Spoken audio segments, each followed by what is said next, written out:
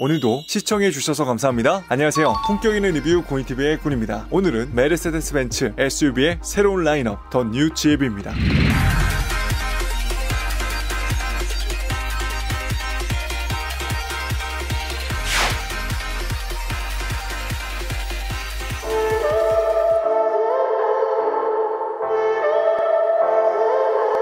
GLB는 2019년 6월 미국 유타주에서 세계 최초로 공개 이후에 오는 9월 국내 출시를 앞둔 벤츠의 소형 패밀리 SUV인데요. 저는 이번에 서울 웨이브 아트센터에서 진행되는 2020 벤츠 SUV 패밀리 행사장에서 GLB와 더불어 벤츠의 다양한 SUV 라인업을 경험하고 지바겐과 GLS는 시승까지 경험해보고 왔습니다. 시승기는 제가 따로 재밌게 올릴 테니 기대해주시고요. 오늘은 새로 나온 GLB 모델만 집중적으로 다루겠습니다. 아시겠지만 전세계 자동차 브랜드 중에 원조라는 타이틀을 가진 벤츠인 만큼 과연 명성에 걸맞게 고객의 입장을 얼마큼 생각하는지를 중점적으로 봤는데요. 짧은 순간이었지만 역시 벤츠는 벤츠다 라는 생각이 드는 차였습니다. GLB는 실용적인 공간 활용성과 다재다능한 패밀리 SUV인데요. 국내에는 GLB 2형, 2호형 포매틱 사륜구동 차량이 먼저 출시될 예정이며 4기통 가솔린 엔진과 8단 DCT 듀얼 클러치를 탑재했습니다. 추후에는 고성능인 AMG 모델과 7인승 모델까지 출시된다고 하는데요. 참고로 2호형과 2호형 포매틱 모델의 차이는 엔진의 출력과 외관의 범퍼 디자인 등에서 차이를 보인다고 하는데 제가 1층에 있는 GLB 2호형 포매틱 차량이 있는지도 모르고 촬영하지 못했습니다. 아쉽지만 사진을 참고해주세요. GLB의 가장 큰 장점 중에 하나가 소형 SUV 치고는 차급 대비 넉넉한 실내 공간과 최신 주행 보조 시스템, 탁월한 주행 성능을 두루 갖췄기 때문에 패밀리 SUV의 위상을 높였고요. GLB 2호형 4매틱은 완전 가변형 토크 배분을 지원하는 오프로드 엔지니어링 패키지가 기본 사양으로 탑재되어 있기 때문에 온 오프로드 주행에도 탁월하다고 합니다. 가격은 지금 보시는 GLB 2호형이 5,420만원, 2호형 포매틱이 6,110만원 정도 한다고 하는데요. 출시 전인 만큼 가격은 아직 정확히 확정이 되지 않았다고 하니까 참고만 하시기 바랍니다. 그러면 비싼 가격만큼 엔진과 퍼포먼스 스펙은 괜찮을까요? GLB 2호형은 가솔린 직렬 4기통 엔진, 배기량은 1991cc, 최고 출력은 190마력, 최대 토크는 30.6, 제로백은 8.1초, 최고 속도는 220km, 복합 연비는 11.5km를 가지고 있죠. 셀토스와 비교해보면 최대 출력과 배기량에는 아주 큰 차이를 보입니다. 다만 가격과 연비도 매우 큰 차이인데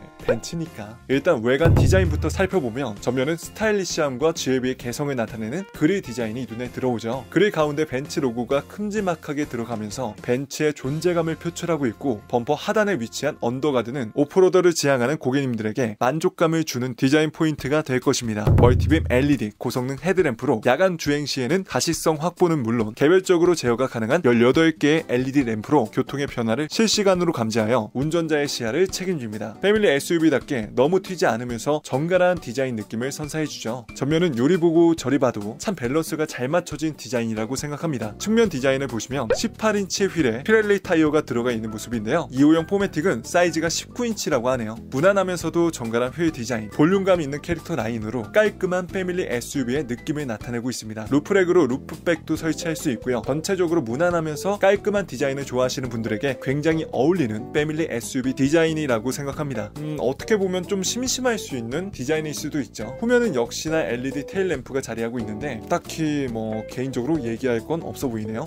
사실 GLB는 외관의 장점보다는 넉넉한 실내 공간, 인테리어 디자인을 반드시 보셔야 할 만큼 잘 나왔는데요. 이번 GLB는 공간성을 강조한 만큼 트렁크 역시 넉넉한 적재 공간을 보여줍니다. 정확한 리터량은 확인하지 못했지만 캠핑을 좋아하시거나 평소에 적재를 많이 하시는 분들도 충분히 이용 가능한 만큼의 공간은 확보가 되어 있으며 트렁크 입구 높이가 높은 편이기 때문에 짐을 적재하기에도 편해 보였습니다. 2열 폴딩할 경우 공간성은 더 넓은 공간을 확보할 수 있기 때문에 차에서 1박하는 차박도 충분히 가능해 보이죠. 열고 닫는 건 역시 가격에 맞게 전자식 파워 트렁크가 들어가 있습니다. 자, 이번엔 2열입니다. 사실 전 여기서 딱 이 차가 괜찮다 그런 감동을 받았는데요. 소형 SUV 치고는 생각보다 2열이 너무 잘 나왔습니다. 최근에 제가 시승한 소렌토만큼의 공간성은 가지고 있다라고 자신있게 말할 수 있는데요. 실제로 휠 베이스를 소렌토와 한번 비교해보니까 GLB는 2829, 소렌토는 2815. 그래서 제 키가 186인데도 불구하고 보시는 것처럼 충분한 레그룸과 헤드룸이 확보가 되어 있기 때문에 4인 가족 기준 만큼 아이가 성인이 되더라도 GLB는 충분히 오랫동안 내 가족처럼 함께 할 수 있는 차량이라고 생각합니다. 소형 SUV인데도 불구하고 이렇게 넓은 실내 공간을 만들어내는 거 보면 역시 벤츠는 벤츠다 라고 할 수 있겠네요. UI용 시트도 설치된 모습이 보이는데 운전석 시트에 설치된 접이식 테이블이 굉장히 좀 신기했습니다. 2열 가운데에 위치한 컵홀더도 국내 차에선 보지 못한 방식이죠. 그리고 위쪽을 보시면 썬루프 또한 개방감은 매우 훌륭했습니다. 개인적으로 가운데 구분이 없었다면 좀 더 시원한 느낌을 고객들에게 선사할 수 있었을 텐데 이건 아마 안전 문제 때문에 이렇게 설계한 듯 보입니다. 자, 이제 차의 메인 좌석이라고 할 수 있는 운전석을 보시죠. 여러분이 보시기에는 어떠신가요? 제가 여태 벤츠를 경험해 보면서 느낀 건 벤츠는 정말 실내 디자인이 잘 되어 있다. 10.25인치 고해상도 디스플레이와 전자식 계기판, 헤드업도 눈에 띄지만 개인적으로 벤츠는 공조장치 디자인과 무드램프가 정말 압도적이라고 생각합니다. 전시장이 밝아서 잘 보이진 않지만 대시보드와 도어 쪽은 물론 앰비언트 라이트가 공조장치에도 들어가 있다고 하는데요. 와우. 스피커는 부메스터 스피커가 탑재가 되었으며 메모리 시트 시스템과 통풍 열선 시트까지 들어가 있는 모습이죠. 다만 열선 및 통풍 시트가 유럽 기준이라 우리나라에 들어올지는 아직 미정이라고 하더라고요. 1열 도어 무게감도 묵직한 느낌이 들어서 좋았으며 전좌석 프로토 글래스가 탑재되어 있습니다. 시트 조작도 파워 시트로 간편하게 조작할 수 있죠. 스티어링 휠 디자인은 개인적으로 특색은 좀 없다라고 생각하는데 가운데 로고가 다 있네요. 신기한 건 휠 부분에 저 검은색 네모난 부분이 버튼처럼 보이는데 터치패드고요. 굉장히 반응성도 좋고 앉아보시면 컨트롤하기 굉장히 편하게 되어 있다는 거 느끼실 겁니다. 버튼을 보면 반자율주행인 스마트 크루즈 기능까지 들어가 있는데 당연히 차간거리까지 조절이 되고요. 우리가 흔히 하는 스마트 크루즈는 벤츠에선 액티브 디스턴스 어시스트 디스트로닉이라고 하더라고요. 와우,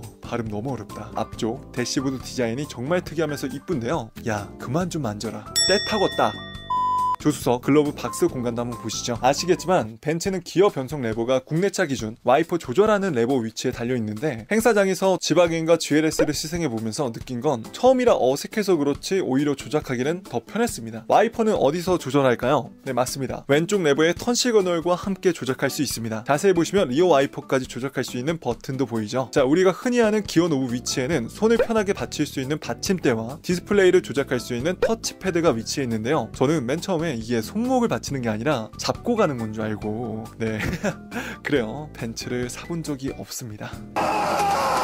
자, 그 옆에는 후방 카메라, 내비게이션, 라디오, 미디어 즐겨찾기 등을 조절할 수 있는 버튼이 위치해 있고요. 자, 자동차 모양의 아이콘이 있는데 이건 이제 수동 모드라고 하더라고요. 시동이 걸려있지 않아서 그런지 버튼을 눌러도 딱히 별 반응은 없었습니다. 신기한 거는 차량용 무선 충전 패드 부분에 스마트폰을 이렇게 세워놓을 수 있도록 거치대가 숨어져 있는데요. 야, 이런 사소한 배려에 왜 벤츠가 명성을 떨쳤는지 다시 한번 제 고개가 끄덕였습니다. 운전석과 조수석 가운데에 있는 수납 공간도 굉장히 깊고 넓어서 놀랐습니다. 확실히 GLB는 넓은 실내 공간과 편의성을 두루 갖춘 차량이라 할 수 있습니다. 언제나 최신 상태로 업데이트가 되는 멀티미디어 시스템과 터치스크린, 스티어링 휠의 터치패드, 음성 인식 등 다양한 입력 방식을 지원하고 동일한 결과를 만들어낼 수 있으며 음성 조작 시스템으로 안녕 벤츠라고 말하면 차량 기능 제어, 내비게이션 검색 및 길 안내 등 차량 기능 대부분을 손쉽게 음성으로 조작이 가능합니다. 그 밖에 시트 컴포트 패키지, 조명 패키지, 오프로드 패키지로 다양한 편의사항을 선택할 수도 있죠. 자, 그러면 이제 패밀리 차에서 어떻게 보면 가장 중요한 안전 시스템도 살펴볼까요? 메르세데스 벤츠 인텔리전트 드라이브 시스템을 통해 스마트 크루즈와 비슷한 아까 뭐라고 말씀드렸죠? 액티브 디스턴스 어시스트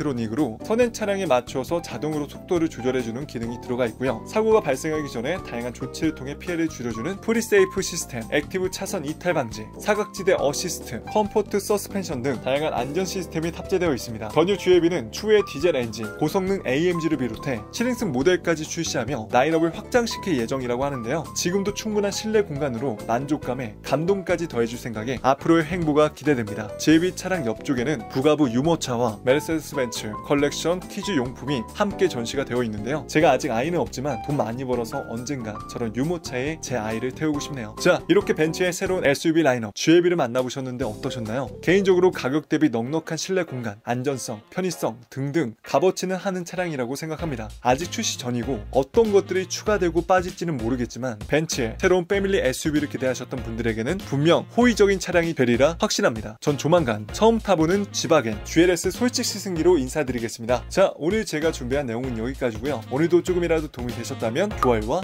구독, 띠링띠링 알람 설정까지 한 번씩만 꼭 눌러주시고요. 전 또 재밌고 유익한 영상으로 인사드리겠습니다. 지금까지 전 품격 있는 리뷰 고니TV의 고니였습니다. 긴 영상 시청해주셔서 감사합니다.